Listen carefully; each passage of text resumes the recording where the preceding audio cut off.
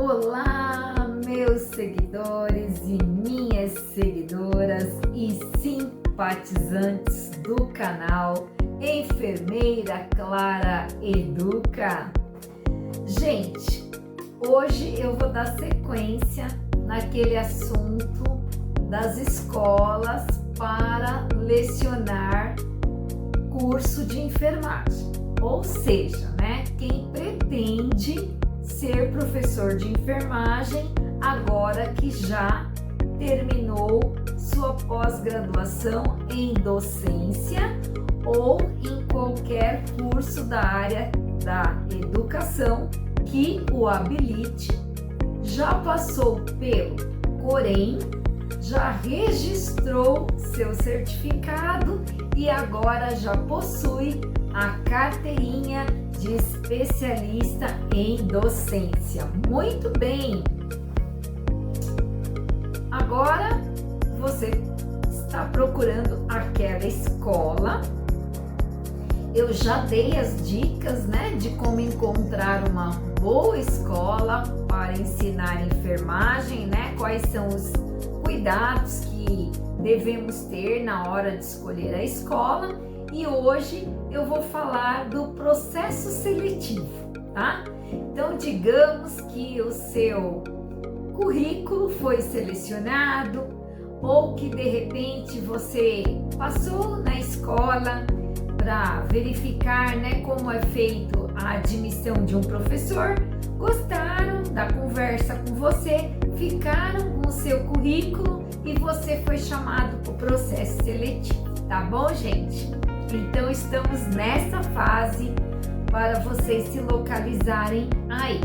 Muito bem, então vamos lá. Como eu sempre digo, let's go para a aula de hoje, Ou melhor, o vídeo de hoje. Eu sempre falo aula, é hábito, porque eu tô sempre dando aula, então é mais fácil. Bem, meus amigos, minhas amigas que estão aqui me assistindo. O processo seletivo para dar aula nas escolas vai depender bastante de cada instituição de ensino, tá? Então, assim, algumas instituições de ensino, elas optam, por selecionar o currículo, fazer uma entrevista, perguntar algumas coisas e, diante das respostas, optar pela contratação ou não desse professor, tá? Então, existe essa possibilidade do professor ser admitido só pela entrevista, só pela conversa, tá? Agora, tem instituições escolares que optam por aplicar uma prova escrita para esse professor. E aí a pergunta é, o que será que cai numa prova escrita para quem pretende dar aula, Pode parecer uma pergunta banal, mas não é, porque não é assim tão simples, imaginar o que vai cair nessa prova. Como eu já fiz algumas, não poucas, muitas, eu posso falar com uma certa propriedade, certo conhecimento de causa, não vou utilizar a palavra propriedade que é muito, assim, conhecimento de causa. E também já ajudei, já apliquei prova para professor, porque eu já fui coordenadora, de escola técnica, então eu também fiz seleção de professores e fui bem rigorosa, viu, gente? Bem rigorosa, porque para ensinar tem que saber fazer, tem que saber, Então não dá para ensinar o que você nem sabe. Acontece. Então é algo que a gente tem que pensar. Mas assim, no geral, nessas provas, o que costuma ter ali, algumas perguntas de como você ensina, tá? Então assim, eu já fiz prova que tava lá, Primeiro dia de aula, como você costuma fazer. Depois, como se faz um plano de aula, tá, gente? Então, quais são as etapas do plano de aula? Fale das etapas do plano de aula, ou fale pelo menos de 2 etapas do plano de aula, 3 etapas, ou ainda, né, na etapa avaliação no plano de aula, o que você coloca? Ou quais são as metodologias que você costuma utilizar? Quais são as estratégias de ensino que você utiliza para ensinar determinado conteúdo? Por exemplo, higienização das mãos, né? Então, veja, se você não cursou pós-graduação em docência, vai ser meio complicado responder essas perguntas que eu acabei de dizer, né? E já as coloquei de primeira para deixar muito claro, né, para quem não tem docência que precisa fazer, né? E que para quem tem e não sabe, porque às vezes, né, não teve, né, não ensinaram, ou se ensinaram você faltou, ou se você ensinaram, você estava presente, mas você não gostou muito dessa história de plano de aula, saiba que tem que estudar. Precisa, tá? É necessário cada vez mais. Às vezes pode ser perguntado também sobre algum teórico da educação, né? Então, assim, uma educação libertadora significa o quê? Então, se você não conhece Paulo Freire, vai ficar meio assim, né? Ou ainda eles podem perguntar, né? A teoria da libertação é de qual autor? Paulo Freire, né? E o que ele quer com isso, né? Liberdade do quê, né? Liberdade para o aluno falar, para o aluno aprender, né? Uma educação libertadora das amarras do passado, né? De como era ensinado no passado, enfim, né? Deixa eu tirar esse óculos que tá dando reflexo na lente. Bom, então, pessoas, geralmente pode, tá, cair questões como essa. Então, vamos lá, né? Vamos estudar esse tipo de pergunta que pode cair. Pode cair também uma pergunta que, inclusive, já caiu em muitas provas para mim, então vale a pena colocar aqui. Como você costuma fazer para não haver evasão ou faltas escolares, né? Ou seja, para o aluno não desistir e para o aluno permanecer sem faltar com frequência, né? Porque a ausência do aluno em sala, a infrequência, né? Então, o que acontece? Prejudica o aluno e a escola, enfim. E muitas vezes o aluno fala, eu falto porque esse professor não ensina nada, né? Do jeito que ele fala, não entra nada na minha cabeça, eu prefiro estudar por apostila, procurar um vídeo na internet que eu aprendo mais do que ele ensinando. Então, essa é uma pergunta que eles fazem bastante, né? O que você faz para evitar faltas, né? Qual é a estratégia que você usa? Então, isso é importante estudar. Eles podem colocar também na prova cálculos, tá, gente? Como que faz determinado cálculo, né? Quando você não tem a seringa de insulina, a seringa de 100 unidades, 1 ml, né? Que você só tem a de 3. Por quê? Eles querem saber se você sabe para saber ensinar. Eles podem também colocar um cálculo de gotejamento de soro.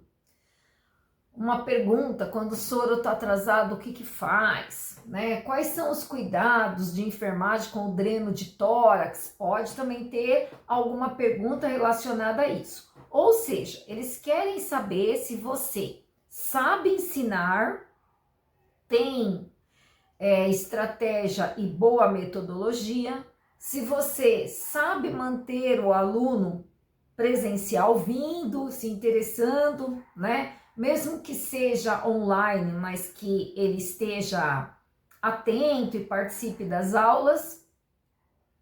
E também se você sabe o que você vai ensinar, tá bom?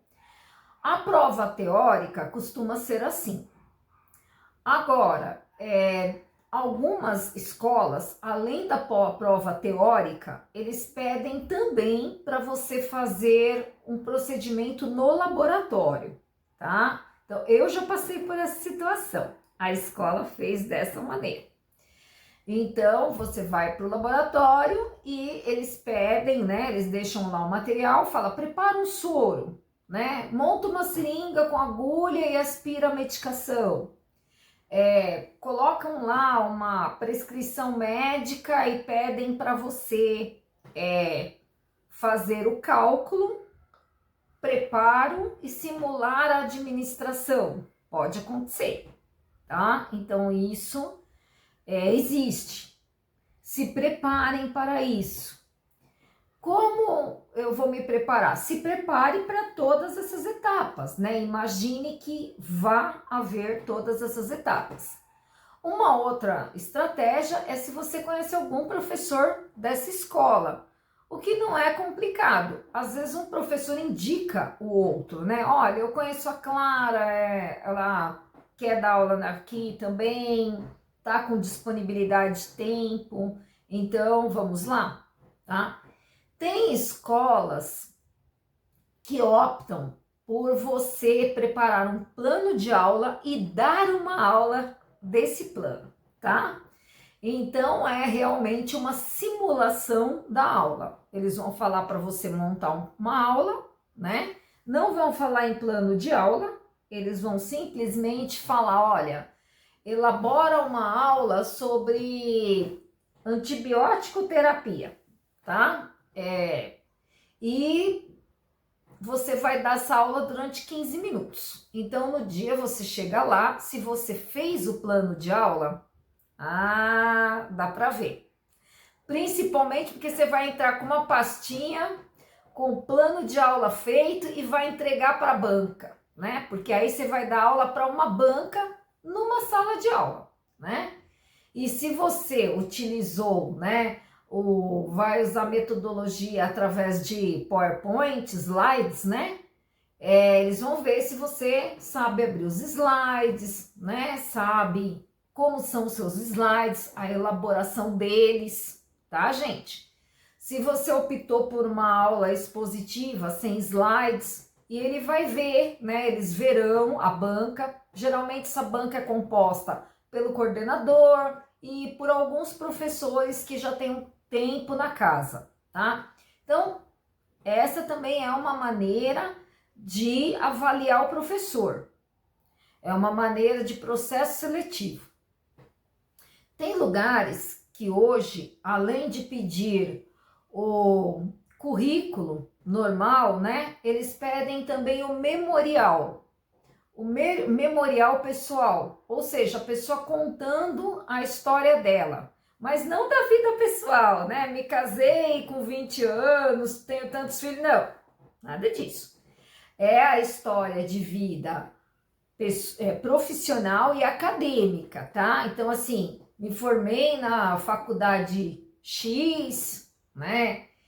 Trabalhei no hospital, nas empresas XYZ, né? Dei aula nas escolas tal, né? Então é mais ou menos isso. Mas por que é diferente do currículo? Porque você vai colocar uma história junto, né? A gente costuma entrelaçar uma história. Fiquei tanto tempo nessa instituição e aí eu queria um crescimento pessoal, né? Eu busquei um lugar diferente para ensinar, né? Então eu saí ou eu mudei de cidade, né? Meu esposo foi transferido, então eu saí daquele hospital, daquela escola e hoje estou nessa cidade. Então essa é a diferença entre o currículo e o memorial. O currículo é algo mais estático, dados, né? Informação de dados. E o memorial ele é contando como se deu os fatos, porque através do currículo, às vezes você fala assim, nossa, mas tá aqui, a pessoa deu aula em 2022, nós estamos final do semestre de 2025 e não tem nada nesse vão, né? Nesse período aí de 22 até agora. Então, cria aquela ponto de interrogação, né? O que essa pessoa ficou fazendo, né? Então, através do memorial, você consegue colocar lá, né? Em 2022 eu fiquei grávida, né? Aí tive uma gravidez complicada ou, né? E optei por permanecer em casa. Então, aí eu tô retornando agora que a criança meu filho já cresceu, já tá numa idade, vai pra escolinha. Então, eu espero que vocês deu para entender aí a diferença entre memorial e currículo.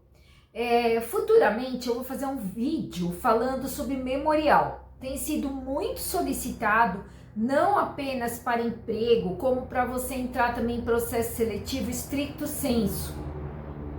Então eu acredito que vale a pena, vai ser útil para vocês saberem o que é o memorial e como elaborar um. Tá bom, gente? Então, os processos seletivos, eles têm essa cara, esse desenho, tá? Na maioria das vezes vai ser assim, tá? Não foge disso. Ainda tem lugares que pedem currículo e na sequência eles fazem uma dinâmica de grupo com todos os candidatos ao cargo de professor. E nessa dinâmica, né, que geralmente é aplicada por psicólogos, eles conseguem ver algumas características nos professores que podem interessar menos ou mais para eles. Tá bom, gente? Então, o processo seletivo, ele é dessa maneira. Como se dar bem, né, nesse processo seletivo? Então, primeira coisa é ser honesto no processo para professor, né? Estudar realmente tudo isso, porque pode ser solicitado. E quando for para a entrevista, lembrar, né, que nós temos uma comunicação visual. Então, a gente fala assim, às vezes, né? Eu acho que essa pessoa é professora. Então, assim, nem nos conhece, mas pelo jeito de vestir, né? Que às vezes me falam bastante, né? Você é professora? Aí eu falo, eu sou. Mas por que você fez essa pergunta? Ah, tá na cara, né? Aí eu falo, como assim na cara? Ah, no jeito de falar, né? Mas eu nem tinha falado nada, como assim? Não, no jeito de vestir, né? Então é isso que eu chamo atenção para vocês, né? Porque o avaliador, a pessoa que tá lá para optar ou não, né? Por ficar com você, admiti-lo ou não, ele vai estar olhando isso, né? Sua maneira de vestir, sua maneira de falar. Será que você parece professor? Será que você parece professor de enfermagem? Né? Outra coisa, procurar falar corretamente, né? Então, você vai estar diante de uma sala de aula. Veja bem, quando você for elaborar o seu currículo, memorial ou mesmo plano de aula, lembrar, né, de passar pelo revisor de gramática, né? Palavras escritas erradas, né? Não vai ser bom para quem é professor, né? Eu sei que é professor de enfermagem, mas auxiliares e técnicos escrevem, né? Nós escrevemos sempre para outros e se escrevermos errado ou falarmos errado, nós estamos reforçando isso, tá, gente? Então, não assassinem o português, né? mantenham ele alinhado para que vocês possam, né, conseguir também essa vaga, faz parte, tá? E ser bem responsável, né? Demonstrar muita responsabilidade, porque o professor de enfermagem, né? Ele ensina muito mais do que está nos livros ou nos slides. Ele ensina através do exemplo pessoal, né? Ou seja, a melhor referência para o estudante de enfermagem é o professor. É a primeira referência, né? Com base nesse professor, ele vai se basear ou não. Tem alunos que falam, não, eu não quero ser como esse professor nunca, né? Tá aí um jeito que eu não quero ser. Também ensina para aqueles que já têm uma noção. E para aqueles que não têm, muitas vezes eles vão carregar isso. Então, é muito grande a responsabilidade do enfermeiro. E a responsabilidade do enfermeiro professor, educador, ela é muito maior, né? Porque ele vai estar diante de uma sala, às vezes de 30, 60 alunos, propagando, né, a sua maneira de ser, de estar na sociedade, né, e de ser e estar como enfermeiro. Então, quem deseja seguir nessa área, muita responsabilidade. E eu vou encerrando mais esse vídeo feliz da vida, porque eu sei que vocês estão me ouvindo, estão aprendendo e nós estamos trocando muitas informações. Então, beijos para todos e até o próximo vídeo!